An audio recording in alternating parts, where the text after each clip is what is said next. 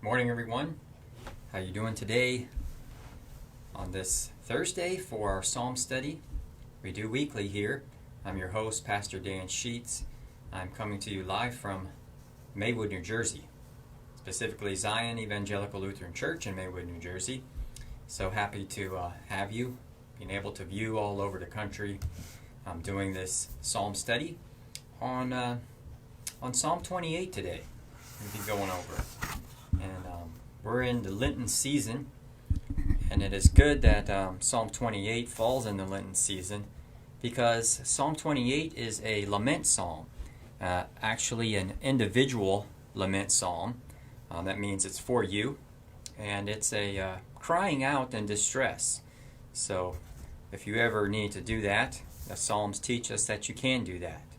And we'll be going through Psalm 28 in the style of how you chant the Psalms, which means as the Psalms are chanted, we typically break them down into half verses. So each verse gets broken down as a upbeat and a downbeat of a chant.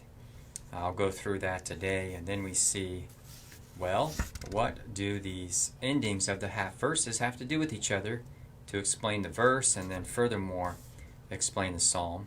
So let's get into Psalm 28. The Lord is my strength and my shield. The lament psalm, the cry and distress psalm. Psalm 28 of David.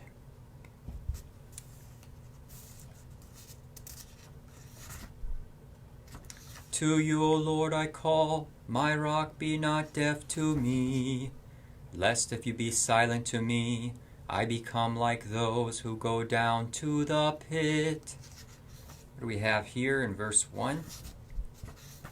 Deaf to me and to the pit.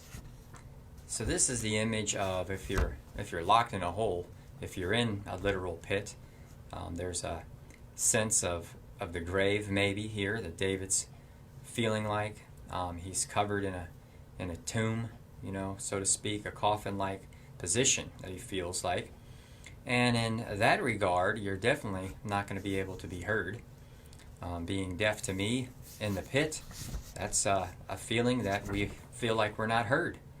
Last night in my message, I went over the faithful word, which was actually Jesus being forsaken on the cross. My God, why have you forsaken me? So turning a deaf ear.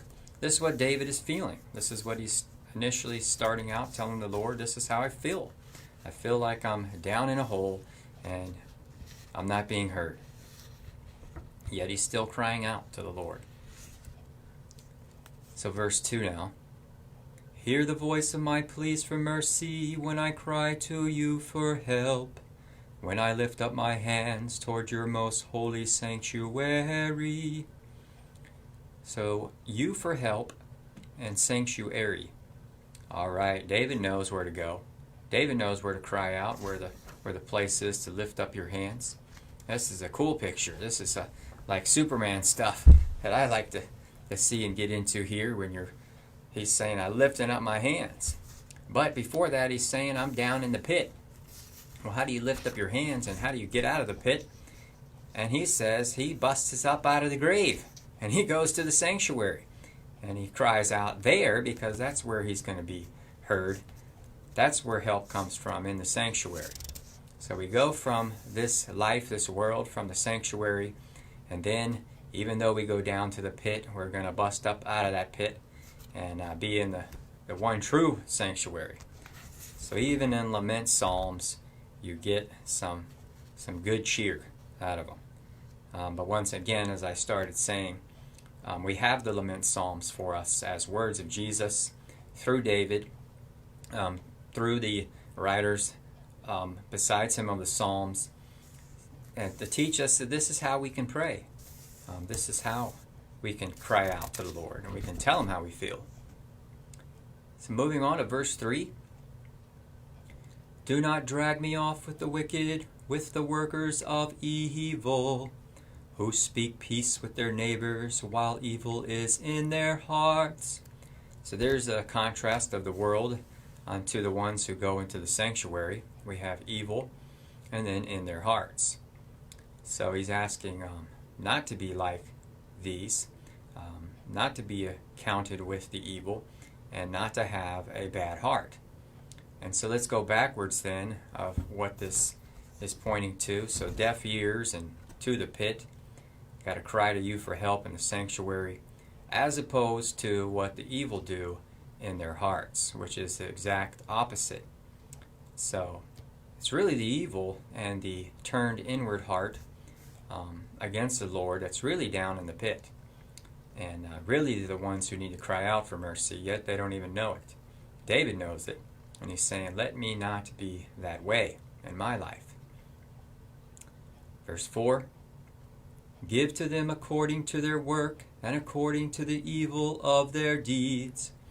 Give to them according to the work of their hands. Render them their due reward. Wow, so David's actually praying against the evil and the wicked. And he's saying, Lord, hold them accountable. Make them accountable of their deeds and give them what is due to them. We don't oftentimes thinking, wow, this is a way to pray to God, We're always, directly asking for, good things, which we should, for ourselves. But here David teaches us to go ahead and cry out to the Lord, hey, these people are wrong. Hey, these people are wicked. They're the ones who should be in the pit. And you are the one who needs to give them their due reward, Lord. How often do you pray like that? Probably not often. We would feel like it would be a bad prayer, going against our neighbor like that. But it teaches us that there is flat out clear bad things in the world, and you can decipher and discern what those wrongs are. And then you tell the Lord, hey, this is wrong, and I need you to do something about it because it's affecting us. And that's part of the lament going on here. Moving on to verse 5. Because they do not regard the works of the Lord or the work of his hands, he will tear them down and build them up no more. So he tells us then what's going to be that due reward that he was talking about before. They don't regard the works of the Lord. And then the inverse there is a half verse is of his hands. So of his hands, that's the Lord's hands. The Lord has his hand over all things. They don't see that. They don't see that the Lord's in charge, really. And it's his work. They say, it's up to me instead of up to him. And so the recompense is going to be up no more. So that's a picture of work, right? We use our hands to work. We use our hands to pick up tools to work. The imagery going on a lot in the Bible is that of working and working with your hands. From the very beginning in Genesis, God told Adam he's going to have to work with his hands, but even more it's going to hurt his hands after the fall. And so David here is saying, when you despise the Lord's hands, then your hands are going to be the ones that hurt. You don't put them into his. Really what the fall in the garden's all about. And now the rest of the psalm then, as a lot of the psalms do, they flip-flop back from the downward of the lament, and it's almost like these but clauses. Okay, this is happening, but. So let's see what David does here in verses 6 through 9. Blessed be the Lord, for he has heard the voice of my pleas for mercy. So already David cries out, and then he gets answered. And he then has this response with, blessed be the Lord. So be the Lord and mercy are the ending of the half verses. And so be the Lord, that's his name, and mercy. So mercy is in his name. It is in the Lord's character. David's simply just blessing that our God is a God of mercy and letting us know that. Be the Lord, mercy. They equal each other. That's like a math formula, when you put the line through the equal mark, and is as is the same. So mercy and the Lord definitely are linked with each other.